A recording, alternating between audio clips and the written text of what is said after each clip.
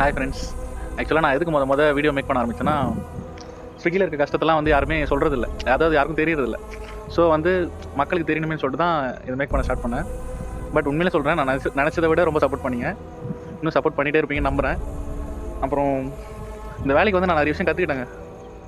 ஜனங்க எப்படி இருக்காங்க, எந்த மைண்ட் செட்டில் இருக்காங்க, நிறைய பேரை பார்க்குறேன். அதாவது எப்படி சொல்லுவாங்கள்ல 5 வரல ஒரே மாதிரி இருக்கிறதுலன்ட்டு, அது நம்ம உண்மைதாங்க. நம்ம எல்லாரையும் வந்து ஒரே மாதிரி இருப்பாங்கன்னு நினைக்கக்கூடாது. ஒவ்வொருத்தங்க ஒரு மாதிரி. சில பேர் நம்மகிட்ட அன்பாக நடந்துப்பாங்க. சில பேர் வந்து எப்படி சில கஸ்டமர்ஸ் வந்து நம்மகிட்ட அவங்க வீட்டுக்கு நம்ம டெலிவரி போகும்போது தண்ணி குடிக்கலாம்னு சொல்லிட்டு அவங்களே வந்து வாண்டடாக கொடுப்பாங்க. சில பேர் வந்து டோரை டமார்னு சாத்துவாங்க. சில பேர் வந்து கேவலமாக பேசுவாங்க. சில பேர் நம்மளை அப்ரிஷியேட் பண்ணுவாங்க. சில பேர் நம்மளை டிகிரேட் பண்ணுவாங்க. ஸோ எல்லாத்தையும் நம்ம தாண்டி தாங்க வந்தாகணும். என்ன சொல்கிறீங்க? பையனாக பிறந்துருமே.